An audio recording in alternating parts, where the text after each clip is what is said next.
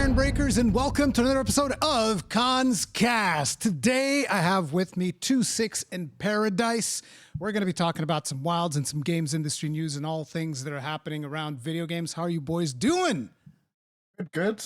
It's been a crazy amount of things going on in the last couple of weeks, but I'm sure that you are feeling it as well. Just so much wild stuff, so much gaming stuff. There's just things back to back happening. So it's going to be a good chat today and really catch up. So it's our Gamescom debrief, basically. Yeah. That's just it. We haven't, Rurikhan, you as well. We haven't stopped since Gamescom now because there's just been so much to go over. So, I mean, at least we got doing good, but it's crazy. We got to have that one hangout session, at least at Gamescom. We got to hang out for a little bit because, damn, that was busy times as well. It's funny. That was the highlight of Gamescom, Rurikhan. We actually got to chill. We actually got to hang out, had a few drinks in the hotel. It was nice. We got to hang out with Monster Hunter Daddy himself. Oh my God. You guys were there when she called me the father of Monster Hunter, right? No, we weren't there, but you told us about it. So it was I was funny. like, yeah, that was a strange thing. It's like the father of no, it's not me. I guarantee you, it's not me. But it was a ton of interesting interactions during Gamescom. It's definitely been a lot of fun. But before we dive into Wilds proper, I wanted to ask you guys, what else did you guys get to see during Gamescom? Because I know that you guys got to see some stuff. I also got to see some stuff. So I figured it'd be interesting for people to hear about some of the other stuff that we got to see. So you guys tell me one of the things that excited you the most. The most out there, exciting thing that we got besides to see Wilds was he's ruined it. Yeah, because Wilds is the easy one. It almost feels like it was Monster Hunter Wilds Gamescom. It wasn't like just Gamescom because Wilds was definitely the biggest game on the show floor. Yeah, but the most exciting game that we got to see, are you guys ready for it, was Diablo 4 New Classes. No, it definitely wasn't.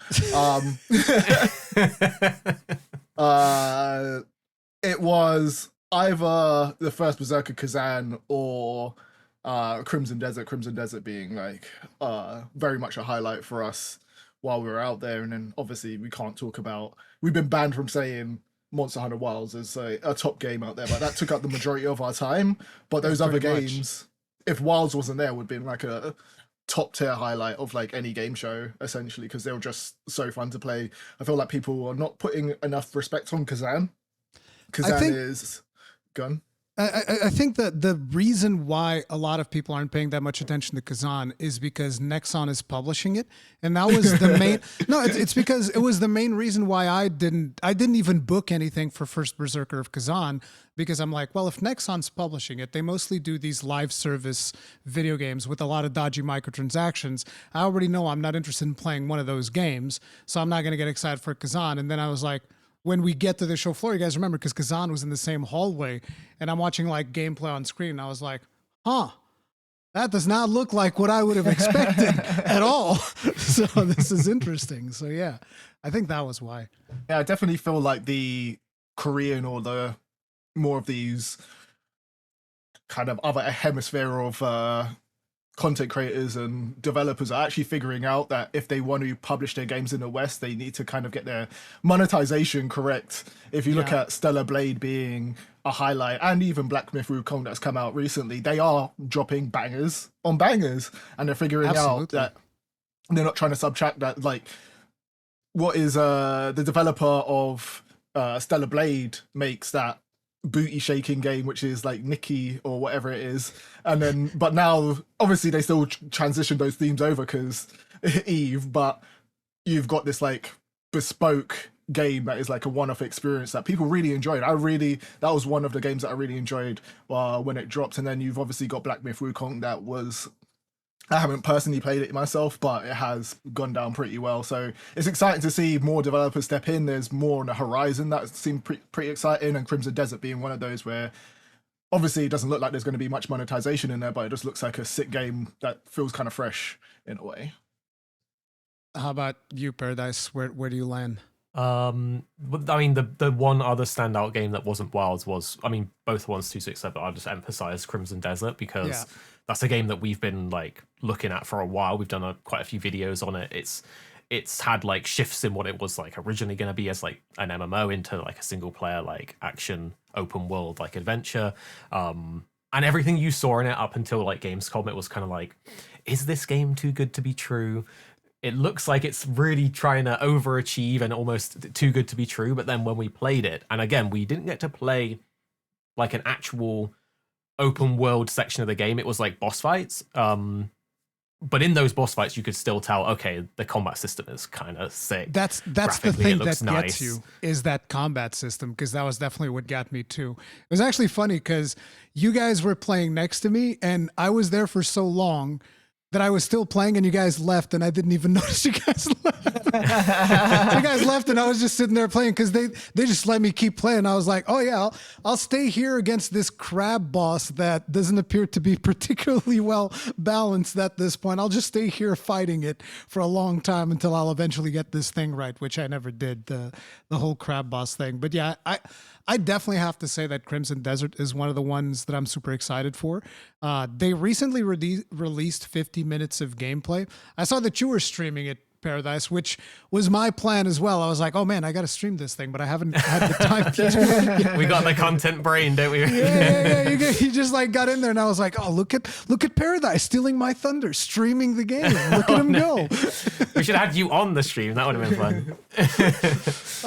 But yeah, that one was definitely one of the highlights. I was like, man, Crimson Desert just looks very impressive. But yeah, first Berserker Khazan was also interesting. I got to meet the voice actor behind Khazan while I was out there. Cool. Ben Starr. Oh, is it actually Ben Starr? It's Ben Starr. I mean, I know everything now. I only found right. out because I was watching FPS, which apparently they did you guys know the Friends Per Second podcast with Ralph from Skill Up. They did it at Gamescom, and I was like watching a little bit of it, and Ben Starr came along, and then he said that he was Khazan in First Berserker Khazan. So it was funny. I just randomly ran into him. He was sitting in the ground on the business area.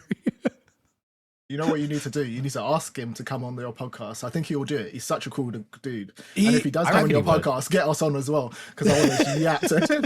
I just want to ask him about like Final Fantasy 16. He is definitely a super chill dude. He was super kind. Like we talked a little bit and whatnot. Super chill guy. Like amazing. It was really nice meeting him. So yeah, I might just have him on the podcast. You know who's also chill? Yoshi P. He's so chill. Whenever did you guys meet him? No, at the Final Fantasy 16 preview events when they had them over in the UK, he was there, and he was always just nice and like making jokes and stuff in the background and talking to people and stuff, and he's just so chill. Like, so it super nice as a developer, similar vein to the Monster Hunter ones, if not even more approachable in some ways. So I was surprised. I wanted to meet him, but I never saw him while I was at Gamescom. I was like, oh man, I wanted to get a picture with Yoshi P as well, but yeah, that didn't happen. That would be cool. If you do get Ben on, you got to get him to do your intro, and then you can use it. Shields up. With Clive's voice. I mean, you guys want to know the funny thing? You guys ever saw the meme that he did with a ticket to Barbie and a ticket to Oppenheimer? I saw that one. That was my idea. I asked him to do that, and he did it. So that was again, it shows you he's a knight. Like he's willing to have fun, you know. Yeah, and he just wants to have lost on fun some with people. It was really cool. Yeah. But so I did do that, and I think I did told you guys that the guy who was ahead of me on the first Berserker Khazan station was Jeff Keighley. Yeah, you did say. He was in there, and you were umming and ahhing if you should say hello or not. the people in the booth, they were like, no, I can't do that. I was like, oh, okay. So, I might be a psychopath that would like harass Jeff Keighley or something. You could have done the most like obscene thing and just whispered in his ear, "World premiere." Oh man, that would have been fun. But yeah, that Crimson Desert is definitely one. It's interesting because I hadn't thought of a lot of games that I would be excited for next year besides Wilds, and now there's like 3 of them, which is First Berserker Khazan, Phantom Blade Zero, and Crimson Desert. So that's been interesting to see. And I'm also going to make that stream where I'm going to react to those 50 minutes of gameplay, because those actually include open world moments that we didn't get to play. We only got crazy, the right? combat. IGN got that exclusive. No, it's not. It's not exclusive to IGN. It's posted on the official channel. Oh yeah, they posted it after, like 24 hours after, so it was. Oh, and it says was exclusive on the actual IGN video, so it was like they got that 24-hour exclusivity. That 24-hour exclusive. It's a huge game as well, like. Dude, I feel like also, if you like just playing it, being able to play the open world bits and the missions can give you that a really good like insight into different things in the game. So that's quite a lot that you gain from that. I don't think they played it though. Isn't it the same footage? They did. Oh, it was them playing it? Oh, okay. It wasn't them playing it, but they did actually play it because he wrote a whole preview that was in reference of the stuff that he actually played. So it's interesting to see his insights. So it's B-roll. So it's B-roll, but they actually got to play it, which is the same thing that we got basically, because we got the B-roll afterwards. Yeah. Did you guys actually able to do those crazy wrestling moves? Because I wasn't able to do those. I was so disappointed. Yeah. Not consistently. like sometimes you would just do them, you know. And you'd so I've actually found out a little bit about the controls, and if you wanted to do those wrestling moves, you basically needed to press like, I don't know, what were you using, a PlayStation controller or an Xbox controller? It was a PlayStation controller, I think it was a PlayStation controller, yeah. So it would be, where's my PlayStation controller? It would be triangle and circle to do all your wrestling moves, essentially. And by the way, you know the web sling thing that we thought was broken? Yeah. You could actually extend the length by using the D-pad left and right. So that's probably where we were going wrong. Oh! So that's where we were going wrong. It's just that the controls are like terrible and don't tell you any of that. So yeah. I mean, I remember I spoke to like the dude that was there, and even he was saying like, I don't understand why they would put square for jump. Yeah. It's just like the most unintuitive thing that you could do. Square for jumping? That's so weird.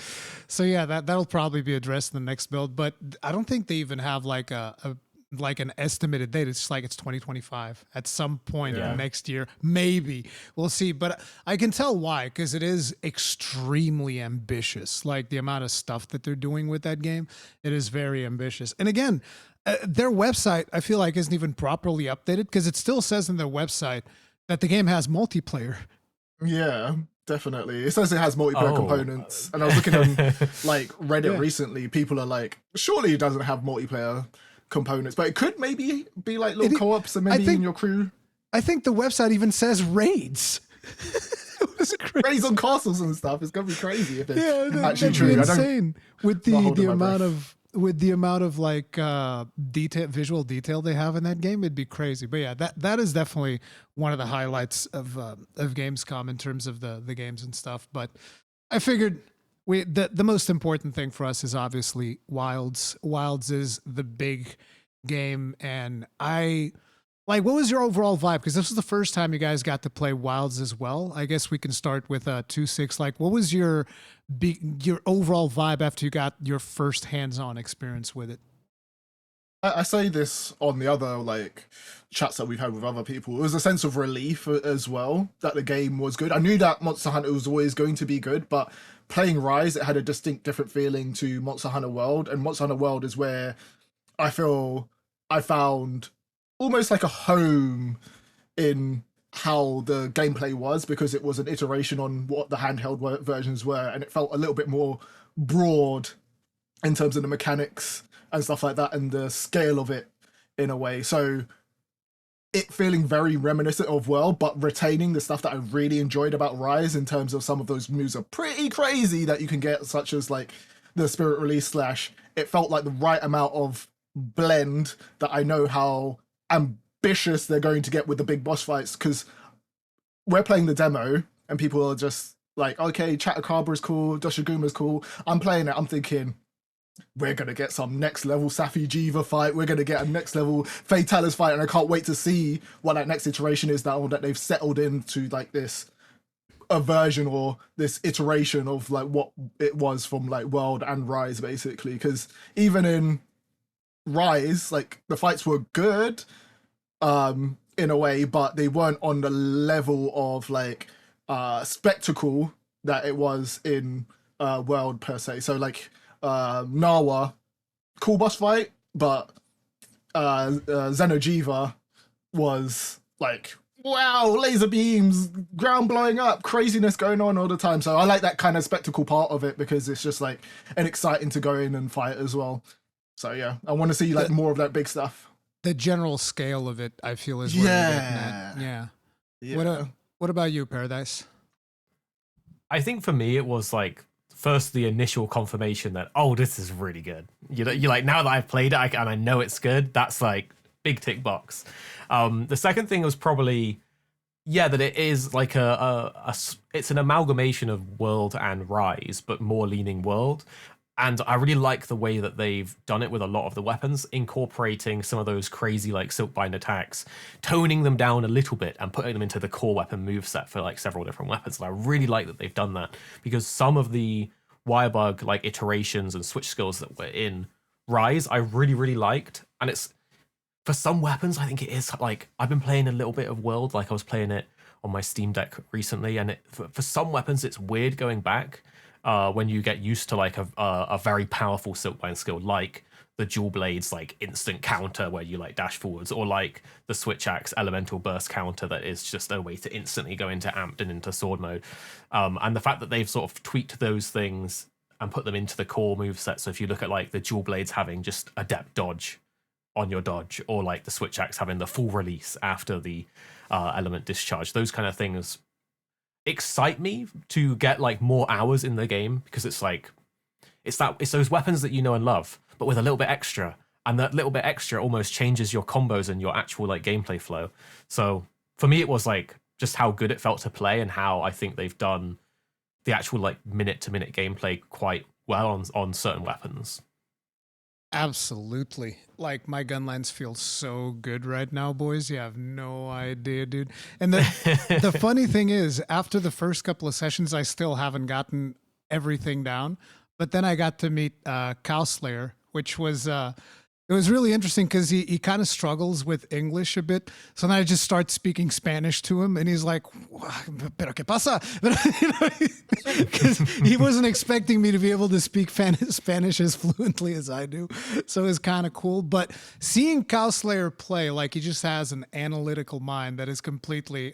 He instantly mapped out all of the combos, and I was like, "Wait, what?" So you do the Wyvern Stake Full Blast into the multi-Wyvern Stake Full Blast, and then you can chain together 2 Wyvern Fires. And I was like, I don't even look at the top right corner of the screen. Because you're on the show floor and you're like, oh, I have this time pressure, have to make sure I capture all these things. I'm not looking at the move sets and whatnot. I was like, eh. But would you say it's the best iteration of the gun lance so far? I don't know. It's still a little bit rough because I need to see wide shelling and long shelling, because all we got to see is normal shelling, and I need to see how those playstyles are supported, because when you get to wide shelling, full burst is actually bad because you lose 10% damage on your shells. So I want to see how they make that up, and if it's going to have like a different move set, or if you're still expected to just do, well, you still do the Wyvern full blast, and it's like, so I lose damage on shells? I don't understand, right? So there has to be something there that they're doing. So I'll have to see that too. But I will say it is a solid move set. I think that a lot of people were disappointed. And I find it interesting because a lot of people thought that I was going to be disappointed with the fact that there's no Blast Dash. Because yes, Blast Dash is one of my favorite things in the gun lens. Yeah. It's super fun. But the thing is, if you want a more grounded monster hunter, I don't think there's room for Blast Dash and a grounded monster. You're literally recoiling yourself into the air. It's like, you know, it's fun. It's really cool. But for a more grounded version of the game, I don't know. It's rough. So I wasn't expecting it, but a lot of people were disappointed. Well, it's the same with every weapon, though, because there were certain things that people may have got used to, particularly with Rise and Sunbreak being the last monster hunter. Like, if you look at Dual Blades having, like, pretty much got aerial style back in Rise and Sunbreak with, like, the launch attack, which I forget the name of now, and other weapons just having some... Like, even Charge Blade had that move where you could just fly in the air and immediately do, like, a super amped element discharge, like, on the way down. Oh, that like, was so good. I love that. The one where he just, like, punches... And yeah. That was such a good move, dude. I love that thing. I got so many breaks with it. Exactly, and these things aren't going to all make their way back. Again, like you say, if they are going for a slightly different, maybe slower or more grounded style. So every weapon will have, like, lost something, but it's not like it really lost it because every game kind of iterates on the weapons in its own way. So it's more like they've tweaked it and gone in a slightly different direction, which I think is important. It is cohesive across all the weapons. If Gunlance had Blast Dash and no other weapon had like anything super crazy, it would be a bit out of place. So it kind of, yeah, I agree. I think it's not the vision they're going for here, but maybe it's in the DLC, or maybe it's in there and no one knows it yet. It could be a different button combo or something. There's still potential for Blast Dash to be in there, but again, I wouldn't expect it because I don't think it makes a lot of sense for this version of the game. So what are you guys going for in terms of mains? There's still going to be a longsword main 2-6? I'm like not even a longsword main. I'm actually a bow main, but I play a lot of longsword now. Did you know that, right? Yeah. Well, my actual main weapon is the bow.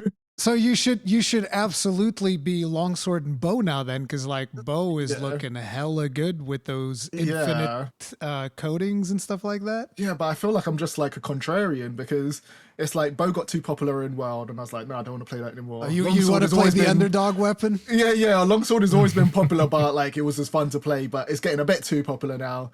Gunlance is looking good. I might have to step in your territory.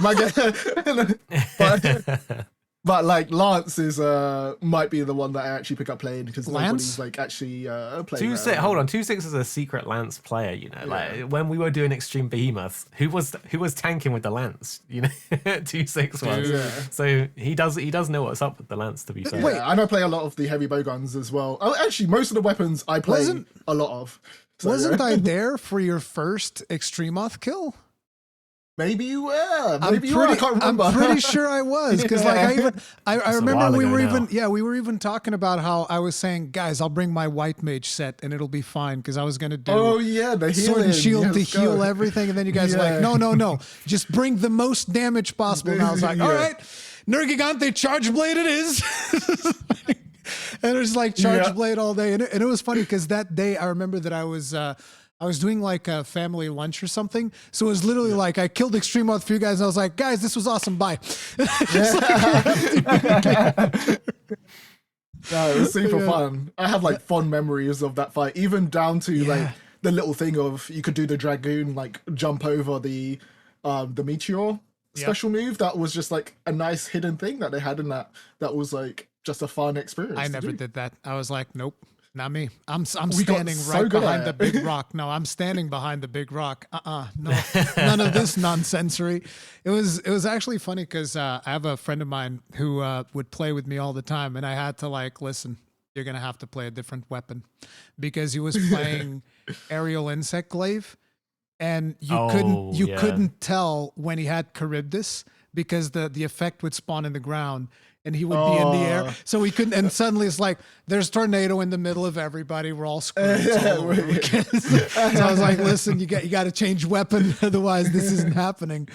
Yeah, but it was definitely an interesting fight. It was a good time. So Lance, that is something that I wouldn't have expected. I wasn't aware that you liked the Lance as much. I think when we did Extremoth, you were tanking with the heavy bowgun because that was like super overpowered. Yeah, that was fun. That is like sometimes the cheesy builds in Monster Hunter end up being like just stupidly fun to just do, and it was like it had its own mechanics in a way because you couldn't shoot and like properly like block at the same time, and you couldn't like reload, so you had to kind of pace yourself. Obviously, it wasn't as like hard as using another like melee weapon, but I was just there like shotgunning Behemoth's face. Like you would have never had that in like Final Fantasy. The machinist in Final Fantasy shotgun blasting Behemoth. Yeah. No, it was really cool because it was able to get aggro super reliably with spread shots, right? Spread shots would get like aggro instantly. Yeah, it was really good. So yeah, Lance, that's pretty cool. I played Lance. I have some Lance footage in my gameplay. I really, really enjoyed it, even though I didn't know what I was doing most of the time, but it felt very strong for sure. Yeah, no, definitely. I think a load of people are like, there's a few weapons that people are saying that they're disappointed with, that they didn't get as many additions, but I feel like for the Lance and for a couple of the other weapons like the Dual Blades, they've made essential changes to the core gameplay that you're going to be using a lot in the day-to-day like hunts as well. And I think while Longsword might have just got a flashy, like a couple of flashy moves, how effective are they going to be into the actual like gameplay and core loop. They're I'm not going going to to be say that overpowered. they're It's going the to be longsword. overpowered for the longsword in particular. Probably a bad example, but you get me. There's a couple of weapons that have got like super flashy moves that you might not necessarily use all the time, but for the lance, you're going to be using those guards, you're going to be using those counters, you're going to be using all of that stuff, and you're going to be weaving that in, and it's giving you way more options as well. Yeah. So yeah. How about you, Paradise? What weapon are you going for this time around? I'll just quickly, before I say that, I'll just quickly say, because we're talking about Extreme Behemoth with like the aggro, and I like that Wilds now has the luring pods, which basically do the same thing. So if you're playing like Longsword and you're a parry god, or if you're playing Lance or even Gun Lance, you can do that on any monster now, which I think is really cool because it gives you almost a more defined role in the hunt, and I think we might see a resurgence in those kind of tanky builds and players. Oh yeah, because you could go in as in World, you could make like an immortal armor set as a Lance player. But if the monster's not focusing you, it's not super usable, like worthwhile, right? I'm 100% bringing 5 luring pods to every hunt that's multiplayer. 100%. I am the tank in me. Because I don't know if you guys know, but those you guys have obviously seen the multi-worm stake combos that it does, where it goes like brah stake and then another one brah stake. Those have built-in guard points. So whenever the shield's in front, it's really kind of like the charge blade. So you're able to tank very effectively with the gun lance right now while still dishing out damage, which is really, really cool. Yeah, I mean, think about the different builds that you have that people love to have in their hunts traditionally. You've got like Hunting Horn for the buffs. Like everyone loves a Hunting Horn party. Everyone loves an SNS guy with wide range because it's just so easy breezy for everybody, And now it's going to be like the luring pod Lance or Gun Lance player that you see him in your party, you're like, he's got us, So I really like that they're going to add that in. But doubling back to weapons, I feel like I had mains like a long time ago, but now we just play everything. There's definitely weapons that I'm more like comfortable with or just straight up enjoy playing more. Like I really like the charge blade. I really like the switch axe.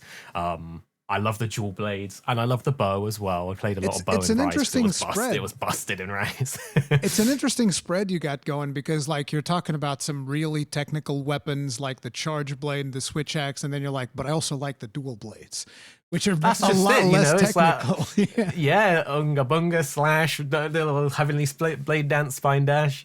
They all are like satisfying to play, but yeah, I wouldn't really say I have a main anymore because I just play all of them, and I just like ones more than others, but we play all of them now, really. Yeah, no, definitely. Maybe a little fun game that we can do is like go through the weapons and each say like what we think of each one of them, because we play all of them, right? Basically. I don't play all of them. I don't play any of the ranged weapons. Do you not? You don't play any of the ranged weapons? No. Like, listen, and it's funny because like if you look at other games, like for instance Tokiden, in Tokiden, my main weapon was the bow.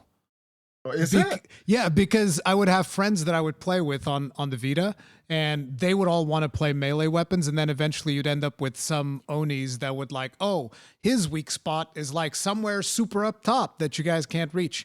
I got you, fam. Pow! Just like that. The ultimate of the bow, like chop that part clean off is like no problem. And then when they made Kiwami, I played the rifle. But the reason I played ranged weapons in those games is because there's no ammo management. The moment you give me ammo management, I was like, oh, no, I don't. See, I like the gun lance because I can just reload shells. They don't end. It's just like shells are forever. Well, in Wilds, if you're good enough, you won't need to manage your ammo. You just need to dodge. No, it just refunds everything now. I think that's just for bow, but for bow guns, you still need to craft some of the ammo. Not all of it though, because like normal, piercing, and spread, I think, is infinite. I think maybe maybe I want to see the extent of that and like how it factors into your actual guns. If you're going to have guns that might have elemental stuff that you don't actually need to craft at all, and then that's like a special attribute to the actual gun or whatever. But for now, it seems super interesting that they've gone that way where you've got infinite some of the normal ammos and stuff. So I think that's one of the ways that they can kind of like balance them out a little bit better, because the reality is, if we actually all think about it, the you know, bow guns is always like a different tier when compared to the other weapons. They always end up dealing more damage and whatnot. And the reasoning behind it was, well, we have to deal with ammo management. Okay, yeah, we get it. But if they don't have to deal with as much ammo management, maybe Capcom now goes, okay, now we're going to rein that damage in. And we're going to put you guys on par with some of the other weapons. That might be the reason why Do you they're know trying what, to do though? it. I feel like what you're saying makes like logical sense, but with the ranged weapons, there's obviously the aiming element. Yeah. And I feel like whenever you add in that, like the other weapons, there's positioning elements, right? But you're still not going to be able to hit certain parts of the monster at almost any time, unlike a ranged weapon, as long as, you know, depending on the angle it's facing you. So I feel like they can try and do that, but if you're like a god tier player with that weapon and you're always going to be hitting the weak point, just like you see with like esports players in FPS games that always hit those headshots. Yeah. It's still got to be strong because you're hitting a, you know, it's still that skill element of actually aiming it and connecting to the weak point of the monster. So I Obviously, think like they'll probably with the always gunlines, still yeah. shine. Yeah, exactly. I think they'll always shine just because of that. And someone's going to be a god tier with the aim, and what can you do at that point? Yeah. So what about weapons that you guys usually wouldn't go for? Was there anything that kind of like drew your attention a little bit more? Like in my case, for instance, it was the bow.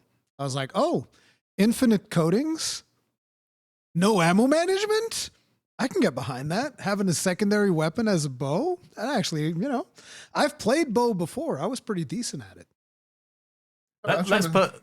Yeah, I was going to say, let's put Gunlance to the side because I think that is both of us could use that as an example because it's definitely Yeah. a weapon that I was never particularly interested in, and now they've made it look extra spicy and just be extra good. So that's one, just like 2Six said before. Like I know 2Six is going to try it. I might have to give it a go. You know, when we can actually have enough time to try things out properly, definitely we'll give it a go. Welcome But to the I'll fold, jump in and- brothers.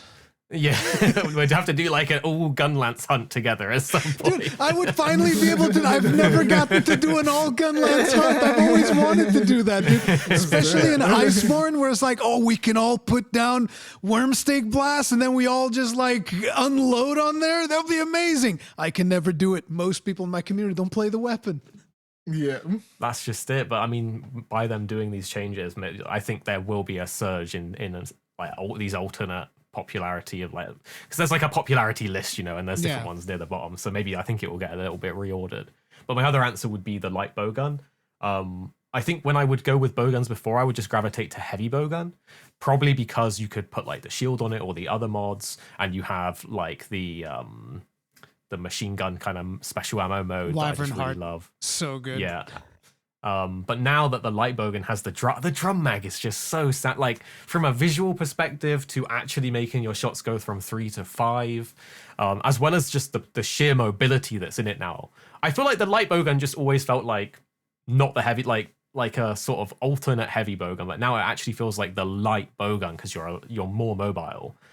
And the drum mag I just love. So I think that it's really cool what they're doing with that. But again, balance-wise, we'll have to see how it goes. Because I think do you're gravitate towards the strong weapons. I think you're misremembering a bit about the light bowgun because in Rise, towards that end game, we were using it to cheese Nawa. Remember, that was the one. Was that the slicing ammo one? Yeah, the slicing and piercing ammo ones were pretty cool. I can't remember if it had slicing ammo, but it was definitely. I one can't that we remember used exactly. We did Yeah. use it on to cheese a few hunts, but I mean like in terms of enjoyment and like the actual gameplay of I the get you, weapon. yeah, Yeah.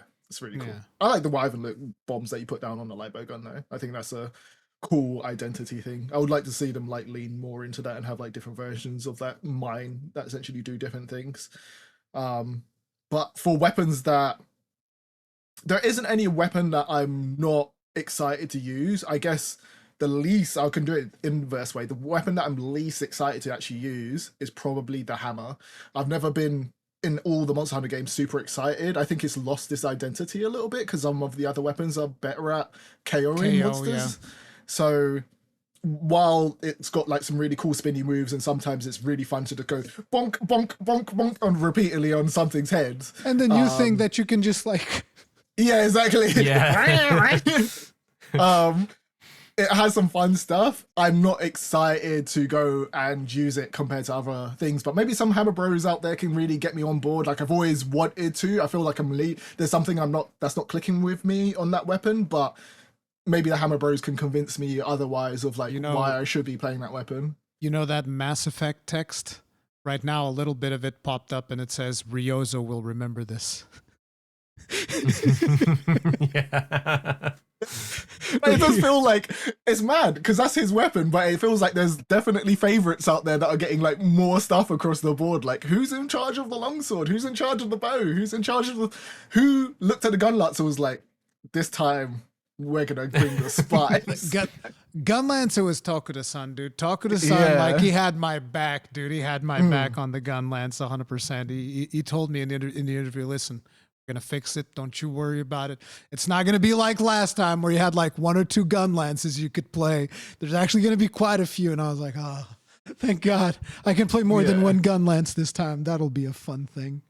I've had some fun memories with the hammer, though. Like, the best thing about the hammer is just knocking up teammates in multiplayer. You're just like... Oh, yeah.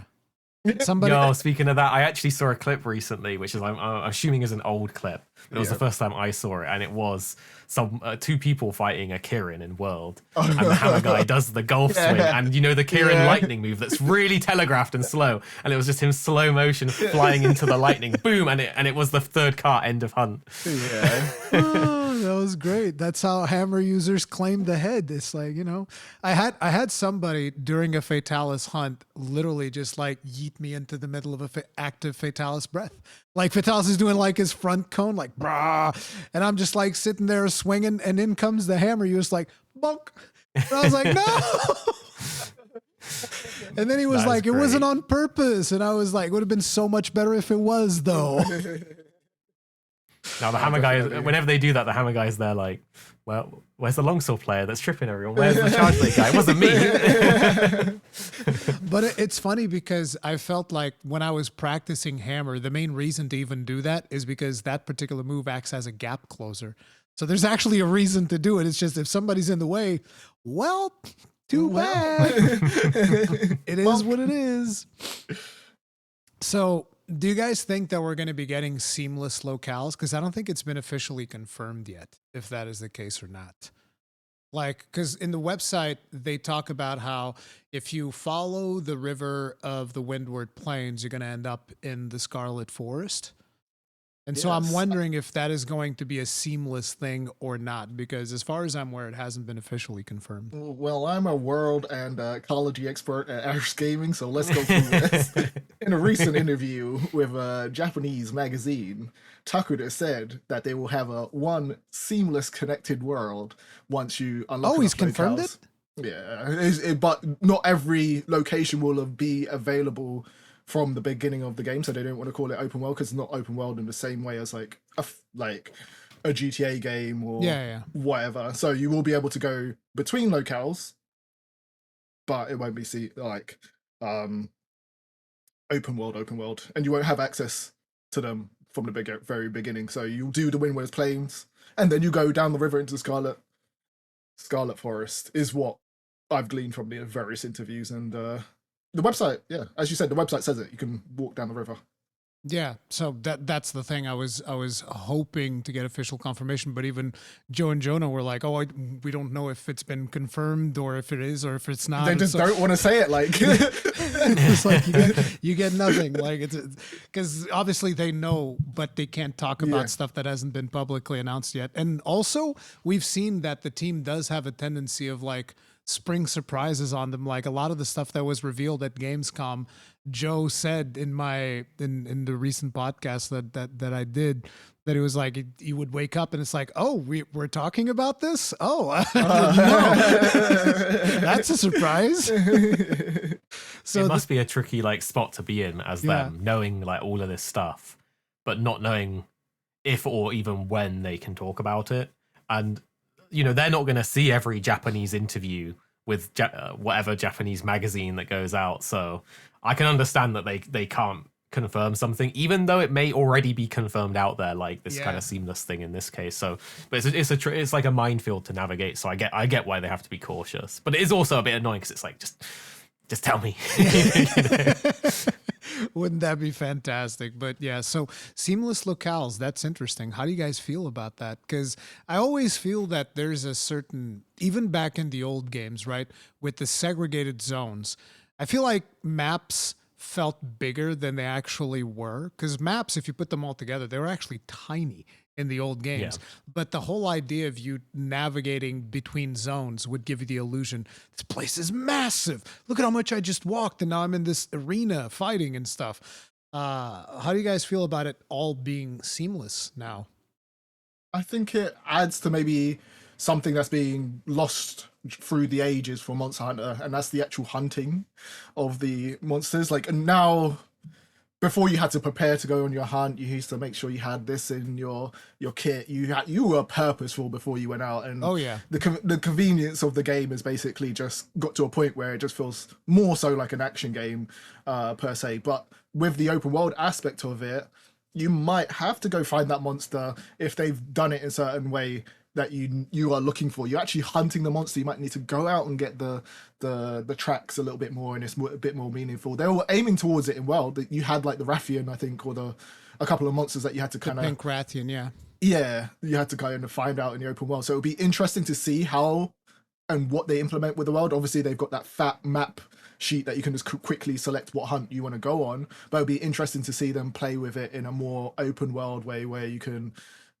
have like rare spawns and all that fun stuff going on. Paradise? I've got like two opinions on it. My first is I personally like it because it just is a bit more immersive to just go out into the world seamlessly, pick up the tracks. You know, maybe you keep going and you end up in a whole other biome or zone. Like I do like that kind of aspect of these sort of seamless open worldy games. My concern is how it will sort of play out in the full game with like all of the zones unlocked, because traditionally, even if a game is seamless or open world, there's like tricks that they do to mask the loading of an area, right? So whether it's the classic AAA shuffling through the wall as they load the next area, that kind of thing. So I do wonder how spread out the monsters will be, because it may very well end up that it takes like the same amount of time to get from monster to monster if the zones are very big and if there's a lot of tracking in between, and that's kind of like a mask of the loading of the zone and everything loading in. So what I'm saying is I wonder if it is seamless and it's going to be really cool to run from A to B seamlessly and effectively, or if it's just going to end up being a seamless experience but everything is kind of taking as long to do because it's all the smoke and mirrors of game design, of how they like make sure everything works and is like on screen when it's meant to be. I just kind of feel like I would like to have this thing, which this was something that I brought up in a previous video a long time ago, which is I was thinking of a hunt, like let's say in Monster Hunter World, where you'd start a hunt in the ancient forest, but then the monster would run away and you would have to track it back down, like in the Wildspire Wastes, and then you'd fight it again. And then depending on how good you were, maybe you were able to take it down, or maybe it would run away again. You'd have to track him down one third time. And these would be like these long spanning hunts. But when you actually get the monster, you'd get like way more rewards than just like a traditional hunt. And I'm thinking about it in this environment. It'd be amazing. Like you start the hunt. Yeah, definitely. And it could even like spawn multiple sessions. So like, let's say you're fighting a Rathian and you've been fighting this Rathian for like 30 minutes. You're like, okay, I've had enough. Rathian runs away. And then you're like, you turn off the game. You come back to the game tomorrow. You're still on that same hunt. And you go back and you go chase after that Rathian that's now in a completely different location, but she still has the wounds. Like maybe you chopped her tail or something. It's still that same Rathian. I don't know. There's something about longer hunts that is just very appealing to me, which I already know there's a lot of people out there who will listen to say this, like, oh my God, keep this man as far away from Monster Hunter as possible. That's insane. 30 minutes to kill a Rathian. Yes. And 30 That's minutes how it used to be, though. 30 minutes to wound the Rathian. Then you still have to go and actually kill her. Yeah. Like, I don't know. There's something to a longer hunt that I think is actually really cool. But again, you'd have to get way more rewards than you would get for like your usual 10-minute hunts, or even less than that most people do nowadays. They've already got the systems in place in Wild for that to actually occur, because they've said in the interviews, and you can see it in the demo as well, any monsters that you actually did wound do retain the damage that you are saying as well, which is pretty interesting. So you can go somewhere else and that monster will still be on the same health pool that it was beforehand. I want to see if that does actually play out across locales and like how long that plays out for, because they do have like the map monitoring system of like the monsters that are coming in and leaving the area and all of that stuff that you can actually see. So if that's all factored in, then it's pretty cool. But the whole open world and seamless nature of the ecology is meant to be this whole level of persistence now. One of the examples that they gave was that you could see like the little birds growing from being an egg to being like a full-fledged like a bird, essentially. So that kind of ecology is meant to be more there, and it's meant to be similar. Amstrigian and yeah, the Amstrigian, Yeah, the choir boys. The propaganda. It's clearly baby Puke. We all know it. Don't believe their lies. they're trying to keep baby Puke away from us. The persistent stuff is really cool if it does like properly last, because I always like it's not that big of a deal, but in the old games, like, you know, sometimes another monster would come in and they do a turf war, or in Rise and Sunbreak maybe you use other monsters to like wyvern ride and clobber on each other, and there's often the times where it's like, you know, you probably break a few parts on the extra monster and then it runs off and you're like, I'm not going to spend time chasing that down when this is my target that I want to farm. But if you're having that persistent stuff and say, you know, a monster comes in while you're fighting the Deshagama and you do clap him up a bit, but then he runs off, but you need to hunt the Deshagama for your quest, then it's cool that that monster that ran away is still going to be wounded for you later on. So maybe if you encounter him later, it will just be an easier kill to get those extra parts. Yeah. So I like that they might be keeping that persistent element in, because otherwise it was just like, it was a waste of time, any damage you didn't do on your quest target, unless you also actually fully killed them, right? Still didn't stop me from doing it. even if you killed it, it was still a bit of a waste of time, because you're still not going to get the rewards associated with him. You'll get like the part breaks and the carves and whatnot, which is the same thing now. So if you're doing Doshaguma and midway through that you go and you kill Shatakabra, you still, you know, you don't get that many materials from the Shatakabra. You get the breaks and you get the carves, and that's it. So yeah, they have confirmed to me that you can't have more than one quest active at any given time. So yeah, you have to choose your targets, and then you can wound other ones, but you'll have to manually select the quest afterwards, because otherwise you are kind of like wasting resources killing them, which again, still ain't gonna stop me. Like, somebody interrupts my hunts, they gotta go. But you could essentially cheese harder monsters by doing that, though. That's my only like reservation about that, because you could set the mission to be a Chatakabra, but fight in like an Apex like Kirin, and then have like just people in your party go and fight the Apex Kirin while you're on the Chatakabra quest. So it'll be interesting to see how they work around that, essentially. But then you're thinking about it now, right? No, I don't understand what the advantage is. You activate the quest for Shatakabra or for Kirin? Chatakabra, and then you go and hunt. Then why would you go hunt the Kirin? Because maybe that Kirin's like really hard to defeat, and you are having trouble not carting on the mission to get the stuff. So you go and fight the Kirin. Oh, okay. So you use another quest. You spend your carts in that other quest. Okay. You won't spend your carts because you won't cart to the Chatakabra. Yeah, I get it. No, but I mean, so there is. I mean, if you cart to that Kirin, those will still count to the Chatakabra quest. So you can still fail the Chatakabra quest, but you won't fail. But basically, you'll get additional carts, and then you can start. You can start another hunt on another monster and still go beat up on the Kirin. I get what you're saying. And then you can beat that Kirin to an inch of his life, and then go back there. And it's like, hey, Kirin, it's time to talk now. I'm back. So you can get infinite carts that way. Interesting. I didn't even think about that one. Damn.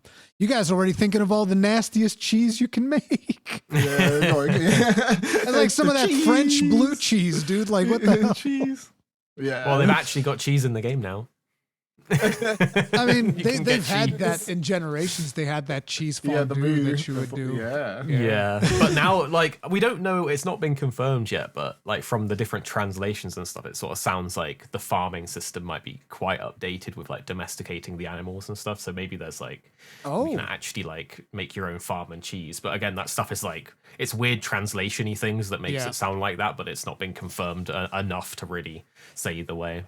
Did you guys notice the system that they're adding with there's going to be monsters of different strengths present, and you're able to identify how strong they are, and that influences the rewards that you get from those quests? So is that really? You mean Is that like been the confirmed? alphas? Yes. Also, the alphas different have different rewards. No, not even. It's not the alphas. I'm talking like, for instance, you're in the map. This is something that I noticed in my gameplay. Is it the stars next to them? Yeah, the stars next to them. They'll have like Yeah. different star levels. That's really cool. And so that's a strength modifier. So they can be stronger or weaker, and they will actually give you different rewards. So I we wonder if actually that's are to do getting with rare the spawns. size. That's what I like to see. That's what I like What? to see. We are getting rare spawns. That's what I like to see. That's good stuff. That's got me really excited. That's like the most exciting news that I've had in a while. It's because it's just like, oh, I got this 3-star like Apex Alpha Doshiguma to spawn. That's like gave me these like gems and stuff. It's going to be exciting, and people are going to be posting that, and it's just like, okay, cool. It's another mechanic on top of the Monster Hunter system that's like just a bit fun. It's like investigations anyway. Some people had some really good investigations that they had that popped up, and it was like, oh yeah, I got 5 like rewards from this investigation as this monster or whatever. So it's nice to see them expanding that system. And that's all going to be... That's the thing, though. Go ahead. The investigations, you would get like 5 uses of them in the world. So you got that good one. You were like, oh, me and my buddies are eating good with this one. But in Wilds, if it's just a single spawn, like we don't know how like many times. I'm guessing it's just one and done. Yeah, I would imagine so. So it'll be. I think the idea is that you will plan it out based on the monster forecast, because I think that their strength also shows up on that forecast thing that you were talking about. So you can be like, okay, so this monster is going to be here for this amount of time. Here's the amount of stars. So we should start on this one. Then from here, we're going to jump over to this one because you need a part from this other monster or not. And you just like plan out those sessions way better than like, okay, let's all be in the hub and now let's see what monster are we doing. I need parts from this one who's got the best investigation. This way you're like, we're in the locale. These monsters are going to interact naturally. So we'll beat up on this guy a little bit if he shows up, but our target's this one. Then as we finish this, we go beat up on that other one. And then if there's an interaction, or we can even force the interactions using luring pods and stuff like that. And you can just like much more effectively chain hunts together to make things more efficient, basically.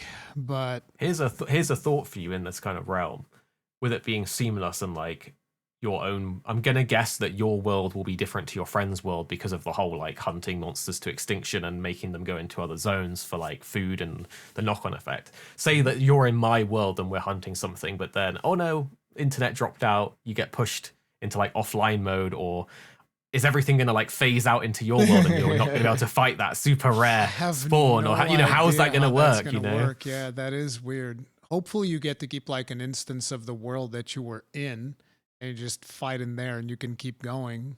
But then the real cheeses will come up if that is the case, because now you have this 5-star super rare spawn that drops all the good stuff, and I'm gonna go offline mode, kill it, rejoin you, go offline mode, kill it, rejoin you. Do you see the problem? Oh my god, we just see all the problems in it and all the little tricks. This reminds me of like the thing of everybody thinking up, okay, so here's how we do it. We generate all of these decorations. I know exactly at which point it's going to be on the third time that I generate decoration. It's going to be decoration number 8. That one's going to be the attack deco. So that's how I do it. And if I don't get anything by then, I just reset my save. And I was like, I never did any of that. Gosh. I never did any of that stuff. And you know what, Rurikhan? I didn't get an attack boost for like hundreds of hours in that game.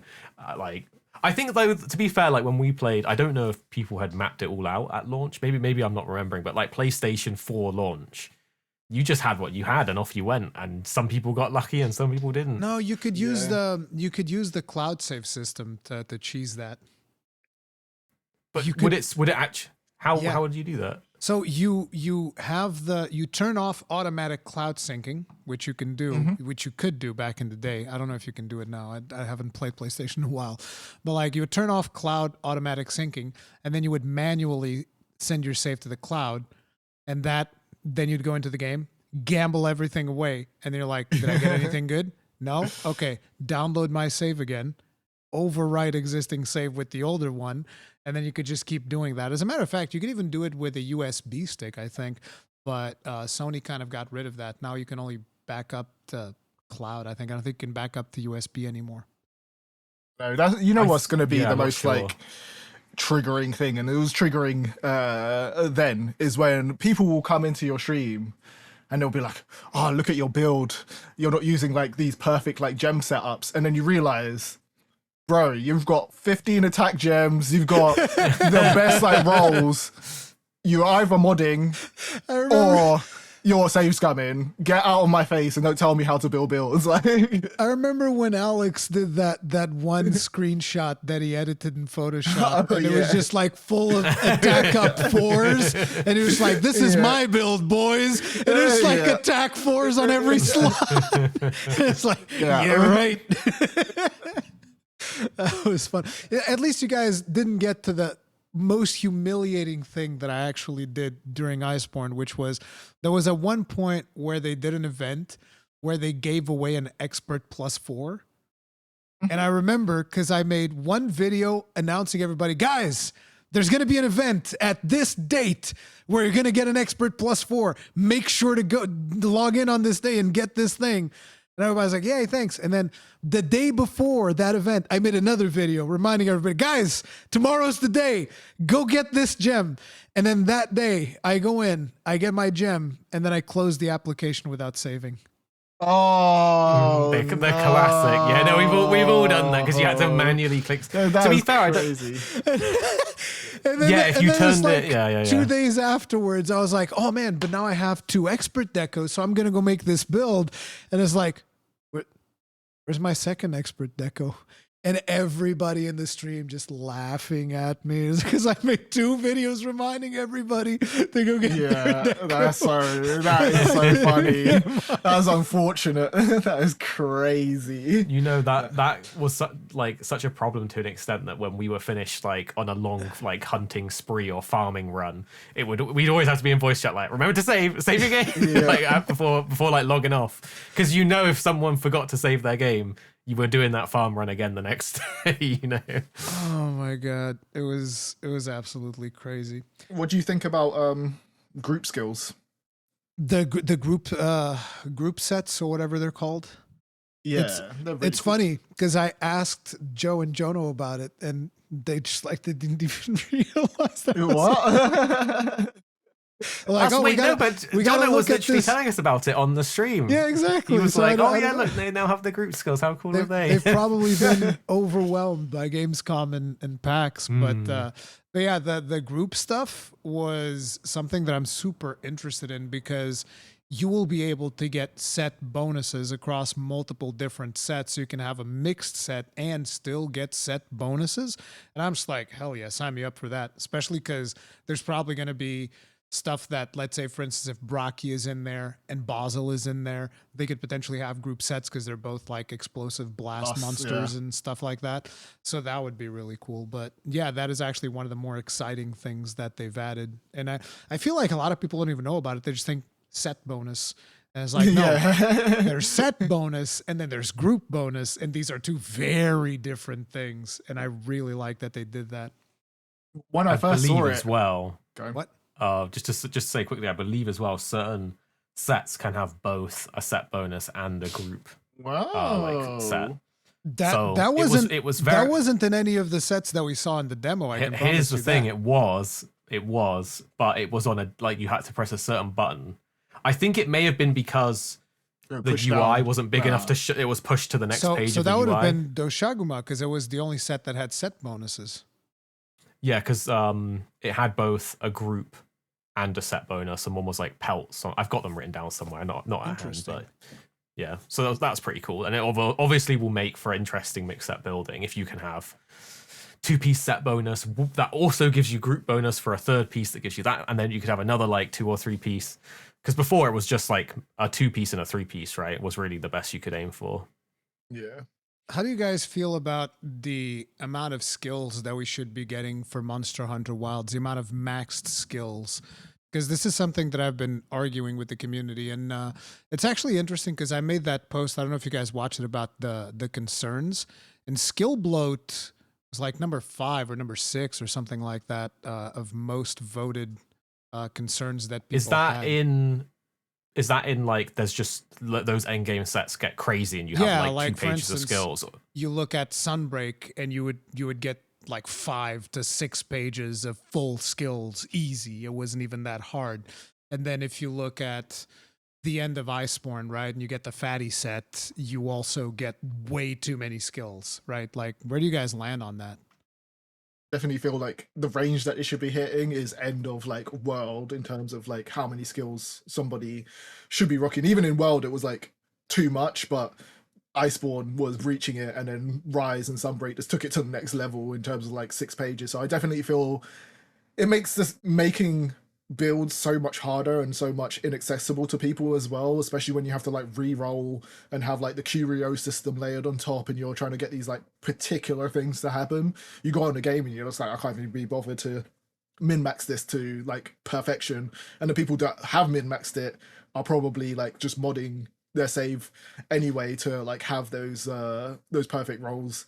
So it only really benefits like not that many people. So I'd like to see the bloat come down to like a reasonable standpoint. I think the most that we should have is 2 pages at max, and it's like 1.5 pages of skills. See, where you've like you're being way too generous. I was like 5 max skills. You get the max 5 max skills. We go ye oldie days. When Yeah, you exactly. Have the Because I think it makes so much more sense, because that way you really can define your build. It's not just like, okay, so what do you want for your build? Well, obviously I need critical I7, attack up 7, critical boost, weakness exploit, and everybody rocks those skills. They kind of like lose their meaning in a lot of ways, I feel like. Whereas if you can't rock all those damage skills, you have to actually make a decision based on, okay, what weapon am I actually taking? Am I taking a weapon that has like 20% affinity? Okay, then it makes sense to invest in more critical skills. Or am I taking a weapon that doesn't have that much affinity? Then maybe it makes sense to, because that weapon will compensate with more raw damage or more elemental damage, something like that. And it makes sense to invest in something else. Because obviously crit meta is always going to be crit meta, because critical hits are always going to be the best thing when it comes to damage in a video game. That's just the way that it always is. And I kind of wish that they would change that and actually, no, you get 5 max skills. This is how much you get. Or you can have more skills, but they're not going to be maxed, And I kind of feel like that would be a happy medium that you would reach, where it would force people to make a choice, but at the same time, you still get a decent amount of skills to play with. But I don't know. I'll come from the other side, okay? So let's say they're all like, the skills. Okay, we're gonna, He wants all of them. He wants a book. I do, yeah. Imagine this. Let's come from it from your example of 5 skills, okay? Yeah. If attack boost, critical eye, crit boost, weakness exploit, these kind of skills are in the game, every build will just still have to have them. Unless you're doing a super off build, and we've seen what happens with some people in the community when you do these off builds. People can get really we're talking like kicking people out of lobbies, which I do not agree with, but that does happen online. Let me tell you something. With like randoms, Paradise, I've never once, I think, in Sunbreak, I've never once had attack up 7 or potentially even crit boost in a lot of my Gunlance builds. Maybe crit boost I did have in some shells points. Crit? No. But they also don't get affected by attack. They also get to see. Well, I don't have to use any of that stuff. I don't care. I mean, it does happen though, where people are getting kicked out of these like lobbies because they just have some like super off meta, like strange build that people don't immediately look at and say, yeah, that's good, you can come with us. So there's like there's definitely a stigma and an issue there that I think needs to get resolved. But my point is, I don't think that having more skills solves that problem. It's like, okay, so we solved the problem by forcing everybody to use these skills. I'll explain what I think it does. I think on one hand, you have like a power creep that progresses in like pretty much all games. So those like 5 DPS focused skills become like the baseline. And when you have a system where you have so many decoration slots and set bonuses and skills on these super endgame armor sets, for one, I think it's endgame anyway, so you kind of want to be super powerful, but also it allows you to build on top of those skills, and that's where you get the real like differentiation in your builds. So for example, in like World or like Rise, I'd have a different elemental set for each weapon, and that would probably have different armor pieces that would have different decorations to max out the elemental damage for those types, as well as status builds. So then you sub out other things, so you can put in, like the sleep attack bonus, adding skills and stuff like that. So I think having more skills actually allows you to create more diverse builds builds on top of the core damage skills that everyone seems to always bring anyway. And I think the only way I think reducing the skills can work to like 5, like your suggestion, is if they actually scrap these DPS and somehow just work them in to the armor set organically, which I think could be done if every armor set as you progress through the game just came with higher levels of attack boost and weakness exploit progressively, then your customization slots were the 5 skills that you can pick. I think that would make sense.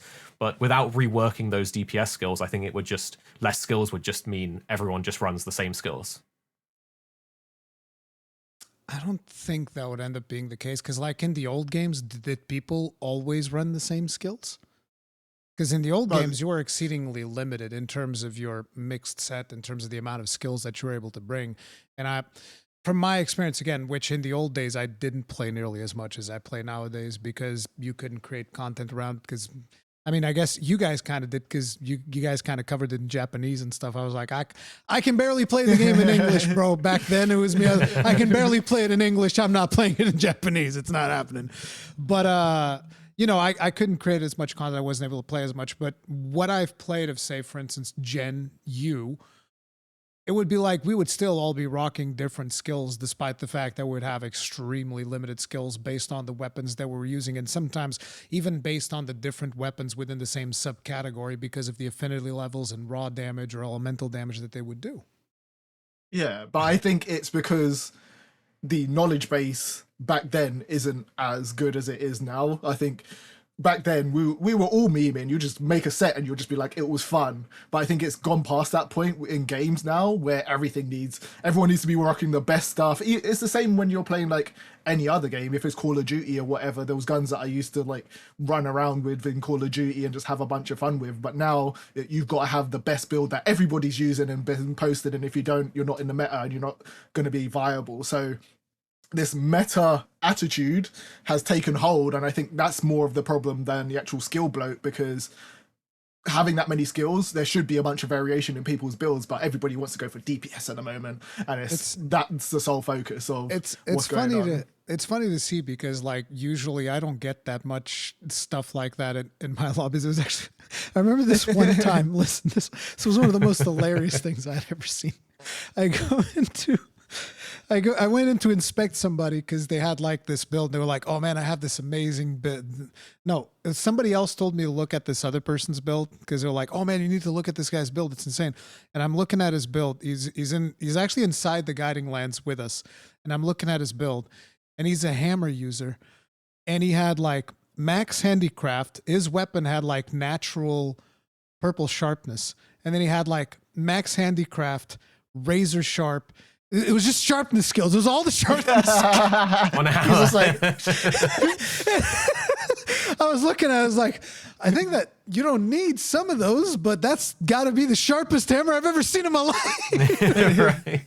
His build will actually be like next level now as well, because in Wilds, you only need to sharpen once and it gives you some of your bar. It gives you a don't little need to bit fully, of your, yeah. Yeah, you don't need to fully complete your animation now. So he's just the sharpness god if he rebuilds that in this one. I think he also had protective polish on it and stuff. Yeah, it was like, go it was on, all my the sharpness. Guy. It was all the sharpness builds. I like builds like that are fun, but we have like lost that spirit of like experimental like builds and stuff like that. Because even when there's like divine blessing or like immortal builds, people get roasted into the ground for using them, but it's just a different style. I remember of build. I don't know if you guys were aware, but like when Hey J killed Fatalis, I think it was Fatalis. Yeah. The first time he killed Fatalis, he was rocking level 3 divine blessing, and people started hounding him, saying that, oh, that you can't, no, that doesn't count. I was like, what? So just there you can see, like, when you're talking like averages or the general masses, if people are complaining about someone beating Fatalis with just divine blessing, they're obviously gonna be like, that's the thing. Like, I was like, there'll be those outliers. I'm gonna beat it with divine blessing just to piss y'all off. Listen, when I went to beat Fatalis, my builds were min-maxed completely insane. Like, you're talking, I had fortify, and I go in with, first I went in with a great sword that had heavy artillery to shoot the cannons, and then I do 2 charge slash until I die on purpose. And it's like, once I'm dead, I go back in with the clutch cannon. You guys remember the clutch cannon? Yeah. The Wyvern snipe, Wyvern snipe heavy bowgun clutch. Yeah. You just clutch the monster and boom, clutch, boom.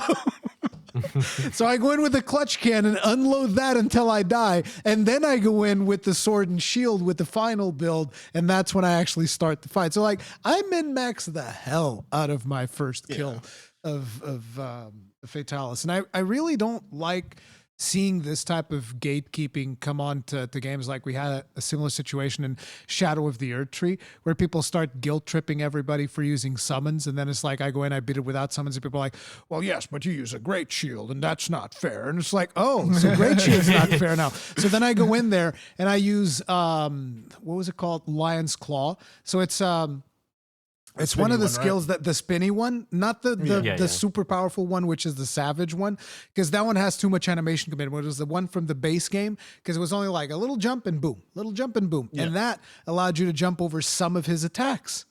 And I was like, oh, this is great. And it deals a ton of damage and a ton of stagger. So I beat him like that. And people are like, well, yeah, but you cheesed it with Lion's Claw. And I was like, so you can't use summons. You can't use great shields. Now I can't use Lion's Claw. It's like, bro, where this ends is you broken can't use the sword. Shadow Tree fragments. Yeah, it's like, I just think that people work themselves up into a frenzy. Like any run where you purposefully are limiting the things that you are doing is a challenge run.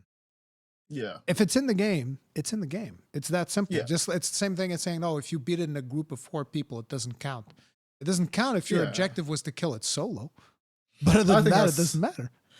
I think that's part of the problem. People are trying to impose their idea of what is fun onto other people, but people will tailor their builds and their game to what's fun to them. Like you are enjoying using Lion Claw. No one had a right to be like, oh, that's not the right way to beat that person. You beat him. You can't. Yeah. Like I enjoy playing Elden Ring with the summons, and I don't think I would enjoy. I've beaten bosses solo, a load of them solo in the DLC, but I legit just don't enjoy it without playing with the summon, because the summon's just funny. I just like the summon. It's like another clone of me just hitting things. It's funny. I love it. It is. It's a ton of fun. So it's just, that's just something that we have to tackle as a community and be like, listen, if you want to do challenge runs, then figure out the rules for your challenge run and do your challenge run.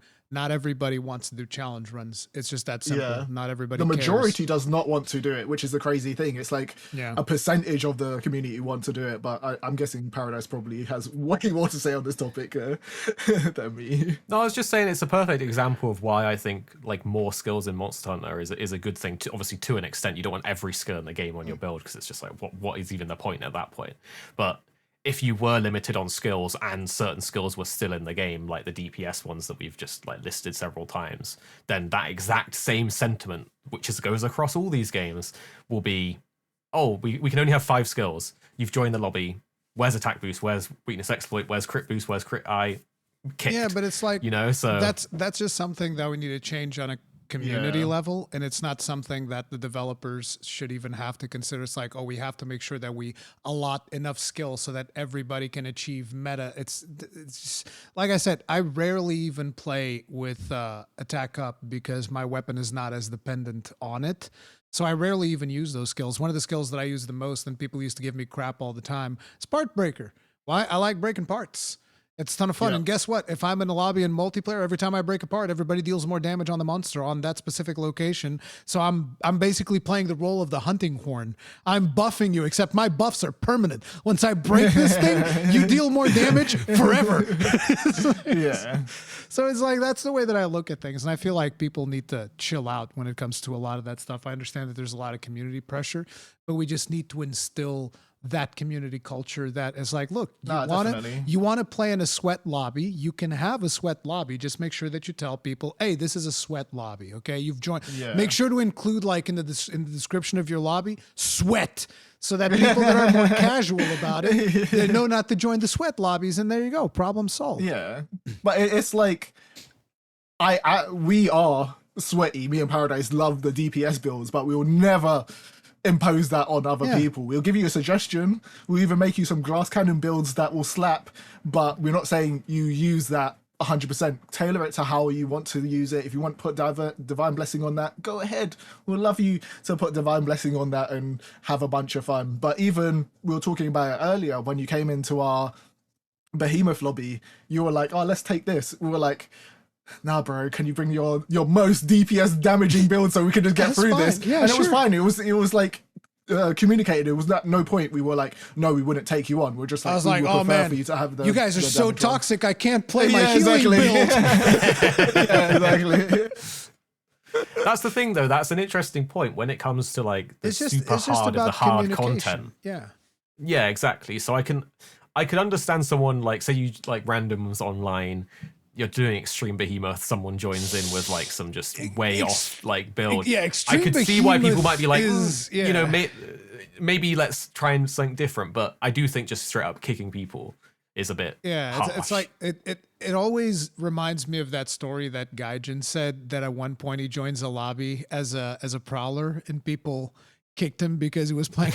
Imagine kicking Gaijin Hunter off of a it's Monster crazy. Hunter lobby, dude. It's crazy. I mean, that it shows you how brutal people can be.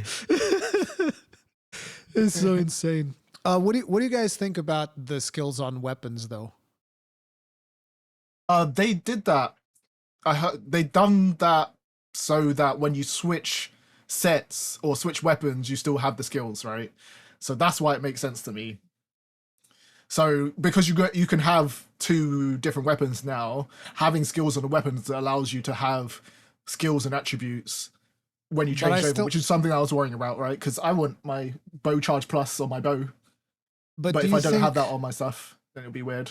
do you think that is the system? Because they said at one point, I forget when it was, but they said at one point that like, no, there's going to be a system in place. Actually, I think it might have been in one of my podcasts that the team was working on a system that they're not ready to talk about yet, where there is going to be a solution for if you're using two wildly different weapons that don't share skills.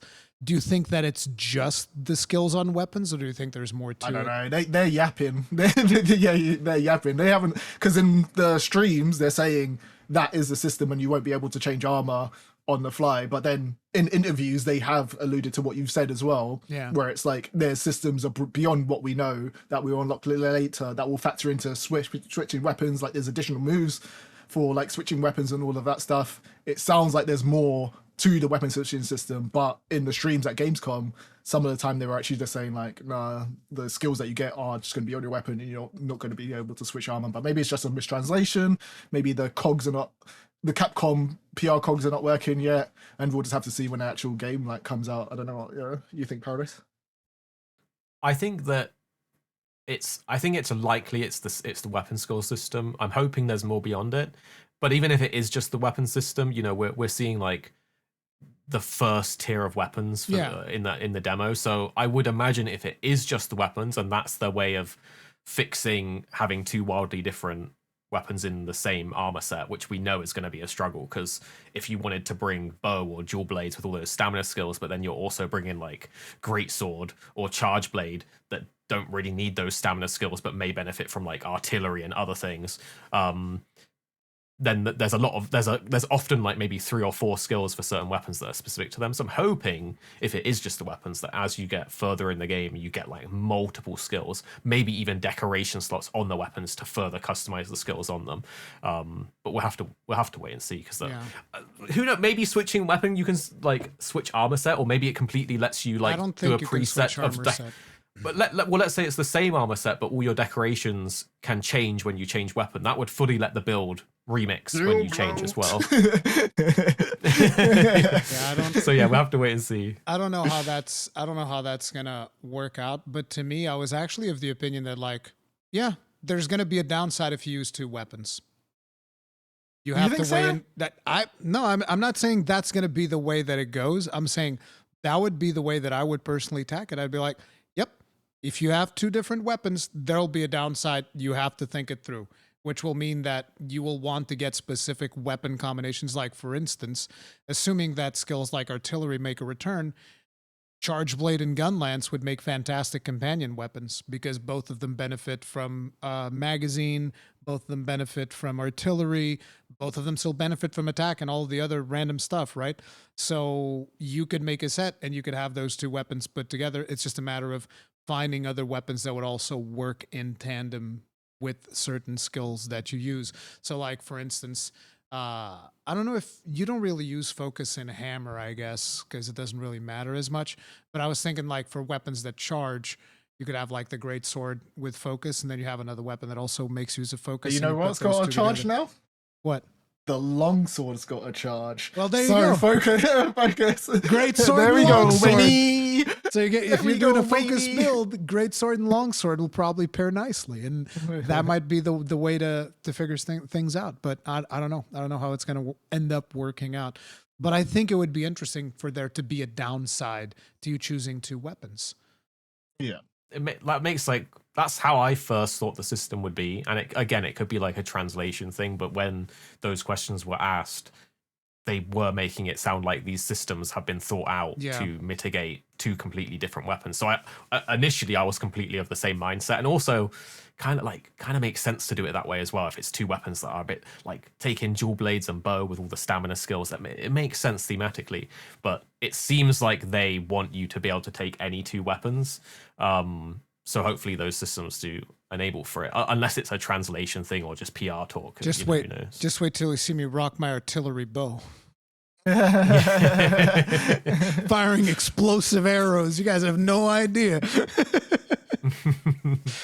I'm going to be Rambo. You guys remember Rambo 3 with blowing up the helicopter with it? But I think one of the biggest things that the community is still, the people that still haven't gotten to play the game are probably wondering is, how does focus mode feel? What do you guys think about focus mode? I love it. I was expecting it to be something different, but in reality, I think I've said this before somewhere. In reality, all it acts as is a way to like directionally position where your hunter's facing. It's not like some auto lock-on thing. It's not like, it doesn't feel overpowered in that it's just this button that you just hold and then you're just constantly hitting the head or the weak point. It's literally just a way to make, like, we've all been there before. You do a little sidestep or a dodge roll. Your hunter's facing a certain way. You either whiff the attack or you need to reposition. Well, Rurikhan, you're our god, isn't he? So yeah, it's just a way that like makes it easier to directionally position where the hunter's facing, and that's the core use case for holding down L2, which is really good for things like greatsword true charge slash, so that you can have like almost 180-degree control. For super amped element discharge, that's an easy one to whiff if you're positioning slightly off in the older games. So the focus mode, I feel like it felt really good to use, and I was expecting it to be this other thing that was like overpowered and like auto aimy, and it's just not that. It's just a way to like make the hunter look where you're looking. Yeah, it's definitely that. It's just like a quick turn on cameras. They got it on like a load of other games where you kind of click in the right stick and the camera kind of orientates behind your character and switches you around. I think I didn't use it as much as other people did during their gameplay. I feel like I should have used it more, and Paradise really educated me on the use case of it. Like if you're just over, you just like tap it a little bit, reorientate your hunter in a direction, and you go for it. But where I did use it was for getting those wounds off as much as possible. And obviously the wounds have loads of different benefits in terms of like resource generation for a lot of the weapons, and different core mechanics to the game in terms of like knocking over the monster and doing different things. So it's cool. I think it just adds a little layer on there. It's a little bit of fun. The one thing was, I didn't get to play Insect Glaive, but I was told that if you use the Insect Glaive, it actually changes the moveset. I think it's the only weapon where it does that, right? Well, it makes the Kinsect like attack with you. It kind of turns your Kinsect into assist Kinsect. So I'm not sure if assist Kinsects are going to still be a thing, because it looks like any Kinsect can become an assist Kinsect when you do focus mode. So yeah, they start attacking with you, and through that, it will get the essence and give it to you. So it's like a streamlined way for Kinsect Glaive to gain essence without having to do the ranged, stuff that it can still do, by the way, but it's like a melee way of doing it a bit more easily. But no other weapon changes there because, like, for instance, for the gun lance, if you just hold down focus mode, you still have the exact same combos. Exactly, yeah. I didn't notice it actually do anything like functionally different for other weapons other than the directional aim and obviously the focus strikes that are unique. So it may have just been a insect glaive thing. And it, again, I think that a big focus of the insect glaive changes were around the ease of collecting the essences, which I think is twofold. One, because it was always a little bit like there was a little bit of setup required to get going, which was gathering the essences, so that's easier now. And two, you've got the rising spiral slash, which consumes all of them. So I think they want it to be easier to get them so that you can just get going and then spiral rising slash. What about our, rest in peace helicopter move? No more bouncing back up. Yeah, I mean, we have said a lot about this in like our insect glaive video, for example. I'll just again have to caveat it because I feel like there are things in the game that we still people don't know. haven't found yet and that we don't know. And again, the example that I just always go to because it's so clear cut is the overcharged files for the charge blade. Wasn't in the weapon notes. No one knew about it until I overcharged the charge blade, my recording, and then you see it in the UI. So there's things like that I would expect to be for like most or many of the weapons that people just don't know yet. So maybe it's a button hold, maybe it's a new combo that people haven't done. But what I will say is I know how to bounce on the insect glaive, and I did all those combos that you would normally do, and they were not bouncing. So it seems like it's gone, but who knows? Maybe it's there in a different button. Or maybe it's you have different types of insect glaives where some of them are more focused on ground attacks and other ones might be bouncy because we only got to use one insect really cool. glaive, right? We only got to use the and one Kinsect as well. Yeah, only one insect it would be cool to have tried more Kinsects. Yeah, and Rise had skills on the weapons that were like unique to some of the weapons as well as you upgraded them. Right, it had like that system where you could layer on skills. So maybe they factored it into that system, and you can. I almost forgot about that. Do you remember the rampage skills? like the the rampage skills? Yeah, like I remember the Kashala dual blades had that like increasing like crit buff or it was either a damage or a crit buff, and there was other ones that had there was like the Taelstra Soul. There was a few that were pretty cool. Yeah, so there is potential. There's basically what we're saying, guys, is just because it's not there right now, it doesn't mean it won't be there in the future. We still don't know. Like I've even said that I feel like I know all of the combo paths of the Gunlance right now, but I'm still wondering. But do I really? Right. You actually start thinking about it. I don't know, and I don't know if Wide might have a different move set. Who the hell knows what is happening with that? But I still think there is potential for that stuff to eventually make a comeback. I don't think it's been officially confirmed that no, we're definitely not doing helicopter anymore. So it's not. Yeah, I don't think there's been an official word on it. I will say this though: the Rising Spiral Slash, which is the new jumpy tornado move that consumes all your essence, is really cool. But it also regains essence during the attack where the Kinsect flies around you, and it also ups the Kinsect's essence to 3. Because certain moves on the insect glaive would actually split open the Kinsect's wings, and it could store 3 essences. So I can see a skilled insect glaive player, if they can connect with all the different essence gathered body parts, like the body, of the monster, leg, and head, you could do your Rising Spiral Slash, use all your essence on the way up, regain all of them, land, recall it, and loop. And I think that would be something really cool to see if that is doable with certain monsters where you can connect to each part. I can already see Insect Glaive's main spin to win. Exactly. They've got the mount spin and they got the Rising Spiral spin. Yeah. So you spin right. Someone was saying on the IG as well, and something that we didn't necessarily get to test is if you go into the focus mode in midair, there is a bounce. There's a slight bounce, but not in the way that we typically remember it being. It will pop you up a little bit, but no one's been able to test it fully. It's only in one video from a Japanese player where they go into focus mode, they connect with the monster and it bounces them up again. So interesting. Yeah, that'll be something. Interesting times. That'll be something to look forward to. We're going to be getting more gameplay with Tokyo Game Show, of course. And I feel like there's going to be something big happening at Tokyo Game Show, and there's going to still be Paris Games Week or whatever. That's still going to have some more gameplay, so we'll have to pay attention to that. What about clashes and offset moves? And there's certain weapons that apparently have neither. Who's getting the short end of the stick on this? Do you guys have a list already? I've seen a list. Well, Bow doesn't have a offset move, does it? I don't think it does. Bow doesn't deserve an offset move. No, it does. It deserves everything. I guess it's the weapons that have an adept dodge don't have I a clash never or even thing. thought That makes about sense. Yeah. Yeah, because you do have adept dodge on bow and you have adept dodge on dual blades, and those don't have it. Yeah. But you don't have adept dodge on insect glaive. Does it have a clash attack? It doesn't have a clash. According to what I've been told, not by the community, but like people that played the weapon, it doesn't have a clash or an offset. So I don't know. But it's got iframes on the pole vault, right?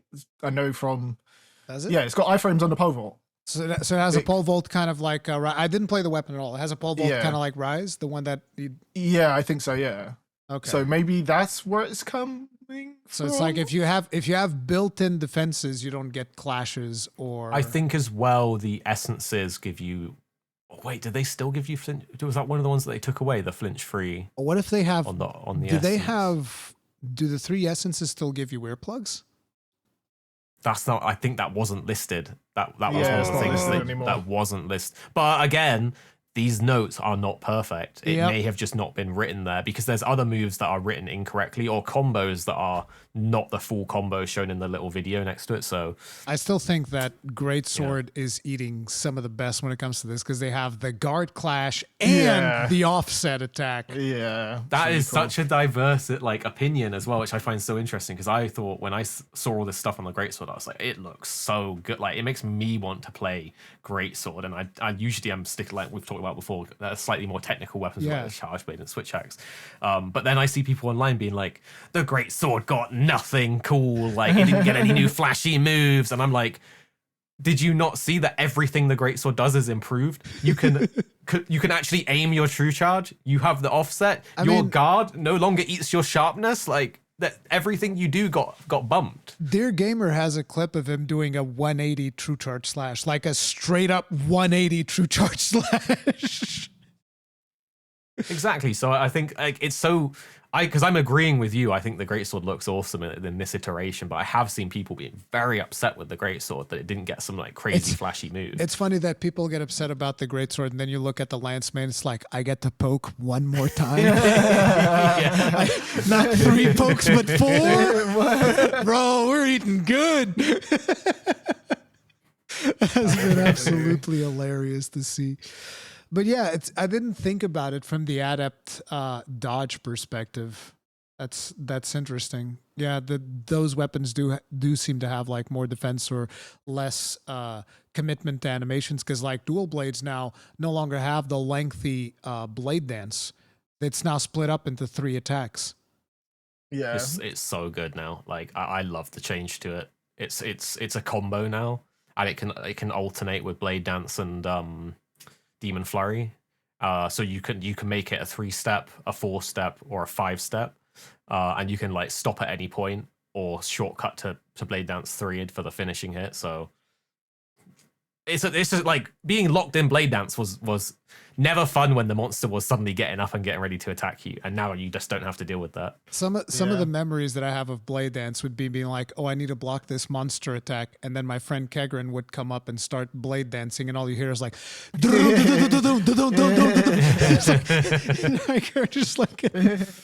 beat the crap up by the friendly Blade Dance. The longsword doesn't have a clash and offset attack as well. I think it needs one. I think it needs more defensive options. I don't think it has enough with the foresight slash, and I don't think it has enough with the light slash or with the counter on the EI slash as well. I can't exactly tell if you're being sarcastic or not. You're doing a really good job of presenting this. I can't tell. No, I'm joking. I think it needs more counters, and I think it needs and more damage and more things it needs more damage. Peppo went into the single player mission, and he finished it in 3:05. Yeah, and I was like, well, you should have hit that target dummy that's at the start a little bit more to practice your weapon instead of just beating the crap out of that poor Chupacabra. Chupacabra got ruined. He just literally let out like one spirit release and it's just like destroyed. That's wailing on the ground. It's fun though. Super fun. What do you guys Are think? you happy? Go ahead. You happy with the gun lance? I am very happy with the Gunlance. I don't know what it's like in terms of damage because I mostly just played Gunlance, so I didn't get to compare it with other weapons. But I'm very happy with like the moveset because it has a lot of built-in guard points, which always made sense for the like. Even when you're reloading in World, like a quick reload looks like a guard point. Yeah. But it never was. It never was a guard point, and now it is. And I was like, oh, it makes sense. It's way better because now you don't get punished as much, whereas you used to get a lot. But they've also taken back the blocking on Wyvern Fire. That was the thing in Rise. You would be blocking during Wyvern Fire. Not anymore. But if you do it in a combo, according to Cow Slayer, you get hyper armor. Oh, okay, that's pretty cool. Yeah, and but do you think all of the block cancelling that was there? Do you think that is actually going to make it into the full version? I don't know because there's a lot of animation canceling happen with a lot of weapons, so I don't know if that's like for instance the whole you can animation cancel out of the longsword. What's it called? Spirit Helm Splitter. You can just animation cancel out of that with no penalties. That feels weird, right? Yeah, it's a sheath. It's not an animation cancel. But it's sort of. So that does feel intentional though. There's an animation there for it. There's a button prompt as well. So like in the air, you can literally just be like, it says sheath your weapon with circles. So it's purposeful. So maybe 100%. I wasn't aware. So on the longsword, it is 100% intentional. Like because on the gun lance, it almost seems like I just broke the animation by pressing block too soon because your gun lance is literally like folded in half. And then you're just like, I'm blocking. Okay. So that's why I'm wondering, like, will it make it or not for the gun lance? I don't think it's intentional on the gun lance. Whether or not it will make it, I don't know. The thing is also, I don't think you're going to be doing a lot of long reloads like you used to back in the day. Because if you do let's say you don't have any shells and you don't have a worm stake. If you do the full worm stake combo, you'll reload both. So with a quick reload. So I just don't think that there's going to be that much need to go for long reloads anymore. But I wanted to get you guys' opinion on the companions. How do you guys feel about that, the support hunters? I got to test them out before I have a solid opinion because I didn't really use them that much because I wanted the hunt to last longer so I could test the weapon out and try things a bit more. I think conceptually, I think they're a really good idea. I think there are people that are solo or duo players, and it's nice for them to have an option to fill the rest of the squad out. And we have seen those those AI support hunters in action in some gameplay where they will put down like barrel bombs when the monster's asleep.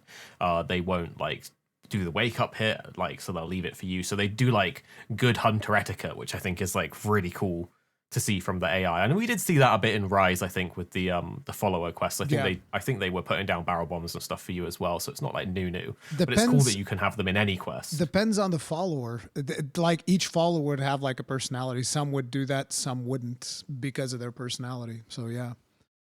Yeah. That was the interesting thing about them, really. I, as Paradise was saying, didn't get enough experience with them in Wilds because we weren't necessarily using them. But coming back and looking at them in other people's hunts and in the footage that we have, the dev streams and stuff, you can see that they're way more competent. And I was thinking, they've really taken this from Dragon's Dogma, but because we didn't use them much in Rise, people are saying, they did all that in Rise, man. And I'm like, whoa. I was like, cool. Normally my AI is Paradise and he's putting down the bombs. The thing to me is, do you think that they're going to actually make it so that it scales this time around? They scale the monster hit points. If you call them in, it will scale the monster to 4 players. Do you think that will happen? Because I wasn't able to get it wasn't right. I asked this. Yeah. And me too. I don't know if it was. I can't remember the exact wording of the response, but the response was definitely leaning towards I don't think that they do scale it up. But I think that was also probably caveated with like, I'm not really sure. I don't really like know exactly. But I was like, I think it was like, yeah, no, I don't really know, not really sure. But I think it doesn't scale them up like they're real players, and that would make sense to me because there's no way they're going to be. You think they're going to be playing as competently as of actual players, like with a proper build and outputting down? Because that's the only way it makes sense to scale them if they're actually outputting player damage. I don't think they'll scale 1-to-1. I think they'll probably end up scaling the monster. So like, I don't know exactly what the scaling is for 2 players, 3 players, but let's say like for 2 players, it's 1.2 HP. Let's say if you have 4 companions, it would be like 1.3 or something like that. So it's slightly above 2-player scaling if you have like a full team with NPCs. Because I think it makes sense, because otherwise, you know, people are just gonna raffle stomp through the game using companions. I feel like maybe I don't know, because it just requires more testing. Let me get this right. You think the player that is struggling with a monster and is causing help needs to get that monster's health boosted so they struggle even more? What kind of toxic behavior is this, Rurikhan? That's exactly what I think. More punishment. They don't know true Monster Hunter. Exactly. And more so, I want when the monster hit them because they called for help, I want the monster to break their armor and they start losing skill points midway into the instantly battle. No more points. No more skill blow. You guys remember how it used to work in Demon Souls, where it's like, if you are alive and you die, the world tendency shifts to dark and monsters get buffed? That's what I want. More. I want pain. But anyway, as the final question, you guys both played the single player story. We don't want spoilers, obviously, because I want people to experience it for themselves. But what are your thoughts? Let's start with 2-6. What are your thoughts on the single player story, the cutscenes, the overall story? What do you think? It felt like a proper game. I think it's very promising that they've included it into the game. Definitely the right route that they needed to go to take Monster Hunter to that next level and kind of get it in front of more, be a more appealing game to those people that solely play single player games like God of War or those Sony based games like Uncharted that are epic tales of adventure essentially. So it's interesting seeing them go down the route. Some of it did feel like it was a bit too much on rails for me. Maybe it was just the chase sequences were like that, but the polish and the seamlessness of the gameplay transitioning from like cutscene into gameplay was really cool, and it was fun to play through.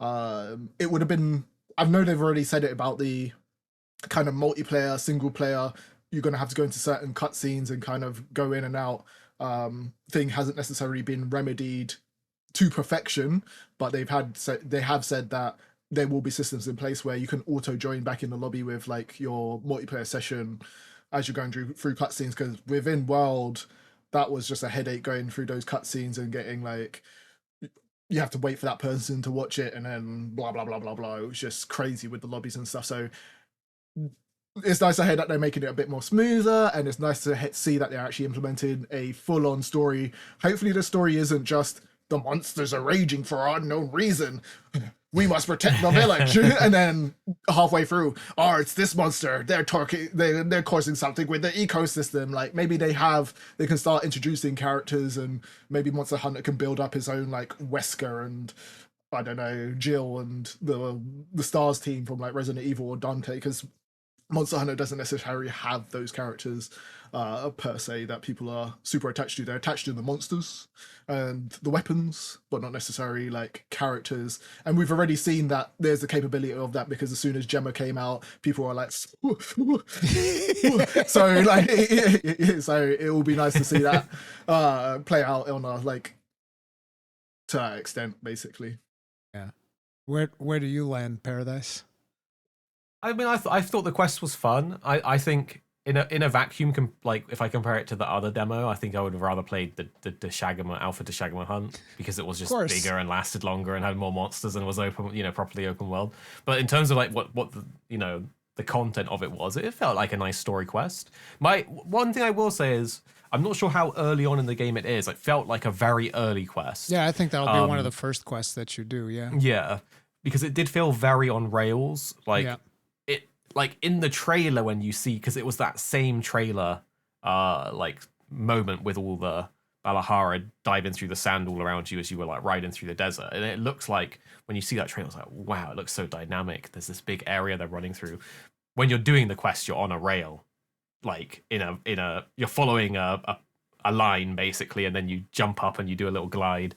So the actual quest was quite linear, which was something I noticed until you got to go and hunt the actual Chupacabra. But even then, it was obviously in a set spot that you had to go to because it was a quest. Yeah, mission. it wasn't a traditional quest. It was very much like one of those. No, we're going here. We're hunting this thing on this spot and done. It's not even the full map. Yeah, so I'm wondering how the other quests will be, if they're sort of a similar like cinematic experience on rails, or if they will utilize the open world for the quests, like, and the the story and the dialogue of it a bit more. So we have to like wait and see on that. They have to utilize the world more, kind of like what they did Months on a World, even, where you would go in and then you would get the cutscene and all of that stuff. Because if they do all of the main quests on rails like that, I don't think that would make sense at all for this game. So that's not what I would expect. I just think that they did that one like that because it's the first one. And I think that even in the final version of the game, that quest is going to play differently than the version that we got. I think you'll have a little bit more freedom. It did also like make me think about kind of like what 2.6 was talking about a while ago, like the scope that we'll be able to achieve in Wilds with the locales being much bigger and more seamless. And we think about some of those like siege fights with like Zora or some of the super big fights that we've had in the past, and I think they could go proper crazy in Wilds. Like, that quest was a spectacle, even though it was on rails. Yeah. So imagine what we could be doing against, like, something ginormous bigger, elder dragon like threat, the Moran, Moran, like a little sand whale. Yeah. And I'm so excited for a potential sand whale fight, dude. That's what I'd like to see the most. They're going to have that June collaboration as well. You're going to see one of the sandworms come out of the ground, and we're going to be like, do. I'll get you. Put the thumper down, yeah. I haven't watched anything Dune-wise, but yeah. You haven't watched Dune? That's YouTube's homework. Please watch Dune, please. And people in the comments, please tell them to go watch it. I've seen them. I saw part 2 a little while ago. You saw part 2? Oh, yay. Yeah. I need to go watch that for sure. But anyway, that is going to be it for this episode of Kast. If you guys enjoyed it, do hit that like button, subscribe, bell notification icon, all that jazz. There'll be links to all of their stuff that they're working on right now. What are you guys working on right now, by the way? What's your next big project? Video, more Monster Hunter, a bit of a Dragon Age on the horizon. Dragon Age Veilguard. What other games? Like maybe a bit more Crimson Desert. Anything that's coming up. Yep. Yeah, we definitely have like a lot of Dragon Age next week. We've got a lot of Monster Hunter still to go. We've not gone through like the majority of stuff that we actually want to talk about, and then we have a ton of like Crimson Desert to go through once we actually get our hands on it again, and we can talk about that properly. Hopefully, we can talk about it soon or something. They got to have like a session, because if IGN got that 15 minutes of gameplay, like I want to get my hands on that fairly soon. So it'll be exciting to see what's in the future. And then probably in October there will be a complete tonal shift, because we're going to be jumping into an FPS called Delta Force that we've been playing offline. So we're going to be doing a lot of content on that. So it's going to go from Monster Hunter straight into a shooter that's going to be a completely different crowd. I'm sure it's going to go fine. Dude, I'm sure the no one's going to come algorithm I hear the algorithm loves that. It loves variety. It'll work great. But it's one of those games that we enjoy. And so from time to time we do like shooters on the channel, like do Call of Duty like beginner's guide, and we do fighting games like Smash Brothers, and completely just go down a different lane for like a little bit. For our own sanity in some ways. It's very important for sanity for sure. But yeah. So that will be it. You guys will be able to find all that over on Arekkz channel. There'll be links in the description. We will see you guys in the next one. Stay strong, stay safe. Peace out. Bye-bye.